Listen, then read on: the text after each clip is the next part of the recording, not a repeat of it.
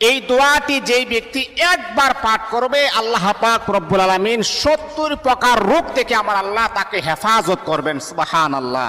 বড় মর্যাদাশীল একটি দোয়া আমার প্রিয় বন্ধুগণ। একবার যদি আপনি পাঠ করেন, এর মাঝে নিম্ন স্তরে যেই অবস্থাটা সেটা হচ্ছে আল্লাহ পাক রব্বুল আলামিন আপনার দরিদ্রতাকে আমার আল্লাহ দূর করে দিবেন। আপনি অনেক অভাবের ভিতরে আছেন, মাত্র একবার আপনি পাঠ করুন, দিনের বেলা অথবা রাতের বেলা যে কোনো নামাজের পরে একবার পাঠ করুন, আল্লাহ পাক রব্বুল আলামিন 70 প্রকারের বিপদ থেকে আমার আল্লাহ কুদরতিভাবে হেফাজত করবেন। এর মাঝে এক নম্বর হচ্ছে দরিদ্রতা। কোনো মানুষ এমন নাই যে তার দরিদ্রতা নাই, দরিদ্রতা থেকে আমার আল্লাহ আপনাকে হেফাজত করবেন।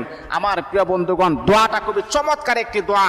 দোয়াটা হচ্ছে লা হাওলা ওয়ালা কুওয়াতা ইল্লা বিল্লাহি ওয়ালা মানজা মিনাল্লাহি ইল্লা ইলাই। এই দোয়াটা একবার পাঠ করবেন, আল্লাহ পাক আপনাকে 70 প্রকারের বিপদ থেকে কুদরতিভাবে আমার আল্লাহ হেফাজত করবেন।